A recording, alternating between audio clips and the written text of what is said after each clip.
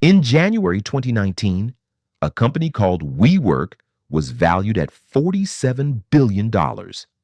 It had no patents, no technology, no profit, and it rented offices. That was the entire business. 8 months later, it was worth less than nothing. And the man at the center of it all, the one who somehow convinced the smartest investors in the world to hand him over $10 billion in cash, walked away with a personal fortune of $1.7 billion.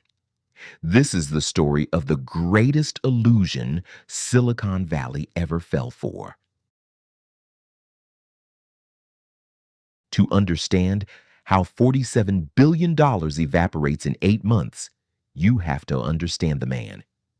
His name was Adam Neumann, 6'5", long hair past his shoulders, Israeli-born, raised on a kibbutz, lived in 13 different homes before he was 22. He came to New York in his early 20s with a failed baby clothes business and one absolute conviction: that he was destined for something extraordinary. In 2010, he co-founded WeWork with an architect named Miguel McKelvey. The idea was almost embarrassingly simple. They would lease office space on long-term contracts, cut it up, furnish it with couches and free coffee, and rent it out. It was real estate arbitrage. Buy long, sell short. Pocket the spread. This was not a new idea. A company called Regus had been doing the same thing for over 20 years, profitably, quietly, with billions in revenue and a market cap of about $3 billion. But Adam Neumann didn't sell offices. He sold a religion. He called WeWork a physical social network. He talked about elevating the world's consciousness. Employees were told they weren't joining a company. They were joining a movement. There were mandatory summer camps in upstate New York. Tequila shots in the office. A cult-like internal energy that critics later described as something between a startup and a Burning Man art project. And investors ate it up. In 2014, JPMorgan led a round that valued WeWork at $1.5 billion. Unicorn status. By 2016, it was worth $10 billion. By 2017, 16.9. And then Adam Neumann met the one man who would change everything. His name was Masayoshi Son. He ran the largest tech investment fund in human history, a $100 billion war chest called the Vision Fund. He had famously made $20 billion on a single early bet on Alibaba. He believed in what he called crazy founders. In 2017, after a 12-minute office tour, Son agreed to invest $4.4 billion in WeWork. 12 minutes for $4.4 billion.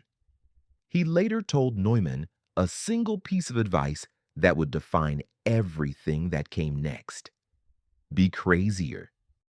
What happened next is hard to describe as anything other than a money cannon. SoftBank poured $10.65 billion into WeWork over multiple rounds. In January 2019, a final $2 billion injection set the valuation at $47 billion, more than 15 times the value of its closest competitor. WeWork wasn't growing, it was hemorrhaging. In 2018 alone, the company lost $1.9 billion. That's not a typo. They lost almost $2 billion in a single year. In the first half of 2019, another $900 million, but none of it mattered because SoftBank kept paying, and every time SoftBank paid more, the valuation went up. And every time the valuation went up, Adam Neumann got richer. He bought a $60 million Gulfstream G650 jet using company money to fly his family on vacation. He bought 4 buildings personally and then leased them back to WeWork. renting to himself. Through his own company, he borrowed nearly $1 billion in personal loans from WeWork and its lenders.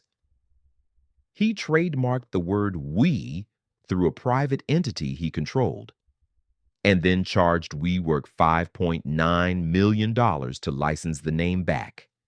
He charged his own company for a word. And here's the part that should have ended it. The board knew. The investors knew. Nobody said a word, because as long as the next round was bigger than the last, everyone was getting rich on paper, until one document changed everything. On August 14th, 2019, WeWork filed an S-1. An S-1 is the legal document a private company has to file before going public. It's required to disclose, in painful, regulated, lawyer-approved detail, every single thing about the business. Every dollar earned, every dollar lost, every conflict of interest. For 9 years, WeWork had operated as a private company. Investors had to take Adam Neumann's word on what was happening inside. On August 14th, 2019, they didn't have to anymore. The S-1 revealed that Adam Neumann held 20 times the voting power of normal shareholders, that his wife, Rebecca, would have the right to choose his successor if he died, that the company had paid him $5.9 million for the trademark on the word "we," that his plans included extending WeWork to the planet Mars. It was, in the words of one Wall Street analyst, the most insane public filing in the history of American capitalism. The company that was supposedly worth $47 billion was, on paper, an out-of-control real estate operation run by a man who genuinely believed he could live forever, become the world's first trillionaire, and one day be elected, and I'm quoting here, president of the world. The market reaction was instant. Within 2 weeks, the projected IPO valuation collapsed from $47 billion to $20 billion to $15 to $10. And then, on September 17th, 2019, WeWork pulled the IPO entirely. The company that was supposed to be the biggest tech listing of the year was now radioactive. And Masayoshi Son, the man who had bet $10 billion on a single founder, realized something terrible. He'd been had. From the day WeWork filed its S-1 to the day Adam Neumann was forced out as CEO, exactly 68 days passed. In those 68 days, the company lost approximately $39 billion in valuation. That's roughly $600 million in lost value. Every single day. $25 million every hour. $420,000 every minute. On September 24th, 2019, under intense pressure from SoftBank, Adam Neumann resigned as CEO. And here is where the story takes its strangest turn. Because Adam Neumann did not lose money in the collapse of WeWork. He made it. In October 2019, SoftBank, desperate to take control of the company and stop the bleeding, offered Neumann a package to walk away. The deal included up to $970 million for his remaining shares, a $500 million credit line, and $185 million in, and again, this is a real number, consulting fees. A total of approximately $1.7 billion. To leave. Across his entire tenure at WeWork, through stock sales, settlements, and his exit package, Bloomberg later estimated that Adam Neumann personally extracted over $2.1 billion from the company. Meanwhile, Thousands of WeWork employees were laid off. Many had been promised stock options that were now worthless. SoftBank's eventual cumulative loss on its WeWork bet would reach $14.3 billion. But Adam Neumann, he went home a billionaire.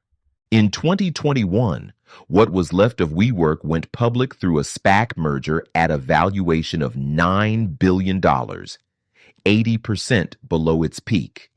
It never recovered. Office demand collapsed during the pandemic. The long-term leases WeWork had signed during the Neumann era, 15-year obligations on prime real estate in the world's most expensive cities, became a fatal anchor. On November 6, 2023, WeWork filed for Chapter 11 bankruptcy. $47 billion to zero in 4 years.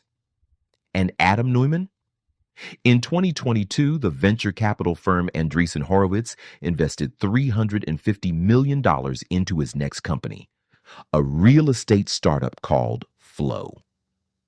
It was the largest individual check Andreessen Horowitz had ever written, for the same man who had just incinerated $47 billion of other people's money. In 2024, Neumann even tried to buy WeWork back out of bankruptcy. He failed, but Forbes still estimates his personal net worth at around $2.2 billion.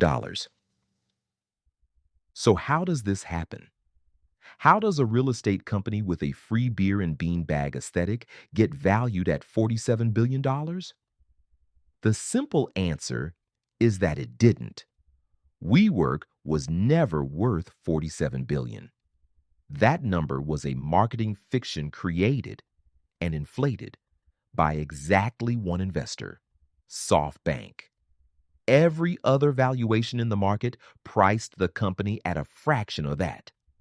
But SoftBank's checks were so large and the fees flowing to the banks underwriting them were so enormous that nobody in the room had any incentive to ask the obvious question, is this real? Because here is the uncomfortable truth about the 2010 startup era. The system did not reward sustainable businesses. It rewarded narratives. It rewarded charisma. It rewarded founders who could walk into a room and sell a vision so big, so audacious, so impossible that the spreadsheet stopped mattering. Adam Neumann didn't fool Silicon Valley. Silicon Valley wanted to be fooled. WeWork's collapse was not a failure of due diligence. It was the natural conclusion of a decade in which growth was treated as more important than profit, in which charismatic founders were given super voting shares and zero accountability, and in which the people writing the checks were paid based on how many checks they wrote, not on whether those checks ever came back. The $47 billion was never real, but the careers, the savings, and the trust it destroyed were. And the strangest part of the entire story? Adam Neumann is still out there, still raising money, still selling the dream, still being believed. Maybe that is the real lesson.